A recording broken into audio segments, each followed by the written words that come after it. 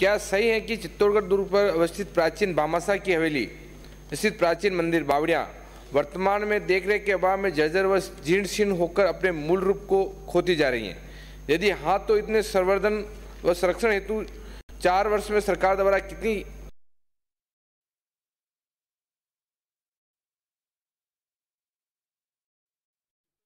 मूल का विचार रखती हैं? यदि हाँ, तो कब तक, नहीं तो क्यों? एक और विश्व धरोहर चित्तौड़गढ़ दुर्ग पर पर्यटकों को आकर्षण कर उनके आवागमन को बढ़ावा देने के लिए सरकार क्या कार्य योजना बनाना चाहती है? विरोध सदन की मेज पर रखें। विवरण के लिए तो अलग प्रश्न पूछना पड़ेगा। माननीय मंत्री।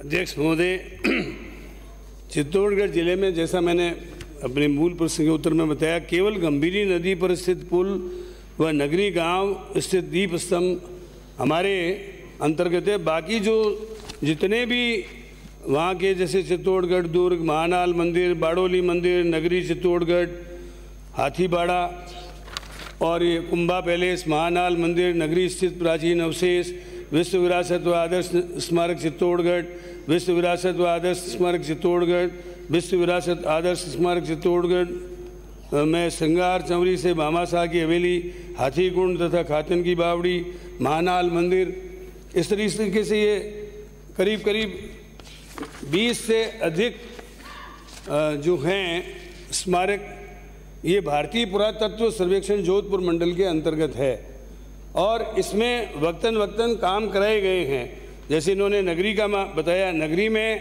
वर्ष 2018-19 में 2,48,000 रुपये भारतीय पुरातत्व सर्वेक्षण जोधपुर ने खर्च किए। 19-20 में 2,36,000, 20-21 में 2,12,000, वर्ष 21-22 में 2,69,000 और 31-7-22 तक ये खर्च हुए 1,14,000। इस प्रकार 10,79,000 रुपये खर्च हुए। और कोई आप बता। अगला प्रश्न भारत सरकार का प्रश्न। अध्यक्ष मेरे वहीं का एक छोटा सा, आपके वहीं का, लेकिन कुछ भारत सरकार है, राजस्थान सरकार का। एक मिनट अध्यक्ष महोदय, पुरातत्व की संपत्ति जीर्ण शीर्ण अवस्था में उसके संरक्षण की क्या योजना है और बजट की और क्या व्यवस्थापन करेंगे? क्या जीर्ण शीर्ण अगला प्रश्न पड़ी है उनके? श्री अमित चाचान, संयम लोढ़ा। अध्यक्ष जी थोड़ा जवाब। Question number 473 sir.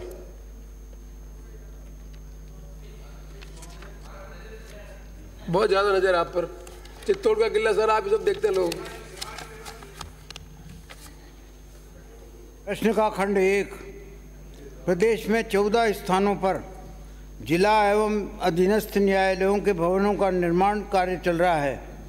उक्त भवनों के निर्माण कार्य के पूर्ण होने की संभावित तिथि तथा निर्माण कार्यों में विलंब के कारणों का विवरण परिशिष्ट ए पर संलग्न है। खंड 2, जिला न्यायालय सिरोही के भवन निर्माण का शिलान्यास माननीय न्यायाधिपति श्री संगीत लोढ़ा के द्वारा दिनांक 11/10/21 को किया गया था। भवन निर्माण का कार्य दिनांक 3/9/22 को सार्वजनिक निर्माण विभाग के द्वारा प्रारंभ कर दिया गया है। इस भवन का निर्माण कार्य 31/12/23 तक पूर्ण होने की संभावना है। माननीय अध्यक्ष महोदय, मैं माननीय मंत्री जी से ये जानना चाहता हूँ कि जिला न्यायालय सिरोही के भवन का जो आपने 19 करोड़ का वर्क ऑर्डर किया है, उसमें एडवोकेट चैम्बर्स भी शामिल है और वर्क ऑर्डर देने के बाद फाइनेंस डिपार्टमेंट ने एडवोकेट चैम्बर्स के निर्माण से रोक दिया है। इसका क्या समाधान आप करेंगे? और दूसरा, राजस्थान के जिन 14 न्यायिक भवनों का आपने विवरण सदन में प्रस्तुत किया है, माननीय अध्यक्ष महोदय, मैं आपके माध्यम से निवेदन करना चाहूँगा कि 3-3 करोड़ रुपए के काम 2015-16 से 17-18 से लंबित है। तो आप कोई न्यायिक भवनों के संबंध में कोई स्पष्ट नीति कार्रवाई तो लेकर के आओ। ये 14 में से सारे के सारे अधूरे पड़े हैं, कई टेंडर निरस्त हो गए, कोई सरकार की प्राथमिकता पे तो लाओ इसको किसी रूप में।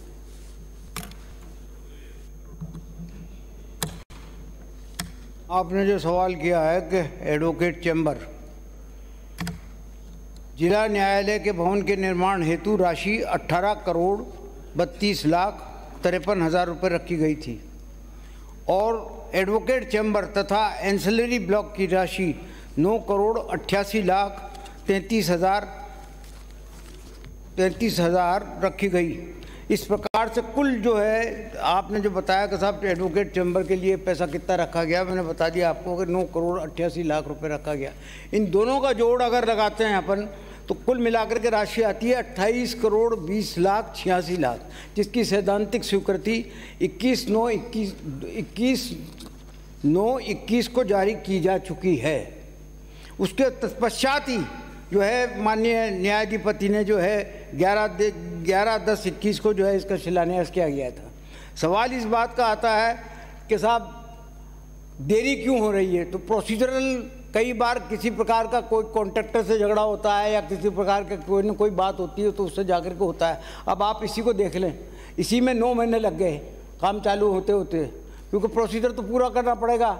आपको डीपीआर कीजिए, डीपीआर के लिए निविदा निकालनी पड़ेगी, डीपीआर बन करके आएगी तो उसके बाद में आपको ये टेंडर निकालने के लिए निविदा निकालनी पड़ेगी। निविदा निकालने के बाद में निविदा मंजूर होगी, मंजूर होने के बाद में फिर जो है उसका वर्क ऑर्डर होगा और वर्क ऑर्डर में भी टाइम लगता है, और वर्क ऑर्डर के बाद में फिर जो कॉन्ट्रैक्टर को जो वर्क ऑर्डर दिया जाता है तो उसमें मोबिलाइजेशन का भी टाइम लेता है। तो इन सब चीज़ों को टाइम वक्त तो लगता है।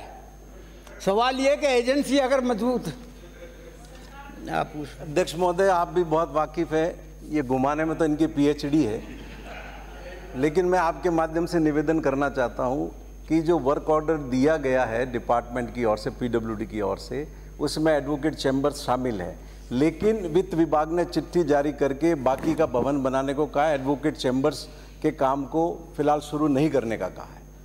आप इसको घुमा रहे हैं। ये समस्या के साथ बाद में रोक दिया गया है या क्या कर दिया गया है, इसको मैं दिखवा लूँगा। अगला प्रश्न श्री नारायण बेनीवाल। प्रश्न संख्या 474। खंड 1 जी नहीं, पर्यावरण वन और जलवायु परिवर्तन मंत्रालय भारत सरकार की अधिसूचना दिनांक 14/9/2006 के अंतर्गत सीमेंट उद्योग एवं बड़े उद्योगों के लिए पर्यावरण स्वीकृति भारत सरकार एवं राज्य स्तरीय पर्यावरण समाघात प्राधिकरण सिया राजस्थान के द्वारा जारी की जाती है। तदुपरांत राजस्थान राज्य प्रदूषण नियंत्रण मंडल द्वारा बड़े उद्योगों एवं सीमेंट प्लांटों को केवल जल प्रदूषण निवारण एवं नियंत्रण अधिनियम 1976 एवं वायु प्रदूषण निवारण एवं नियंत्रण अधिनियम 1981 के अंतर्गत सशर्त स्थापना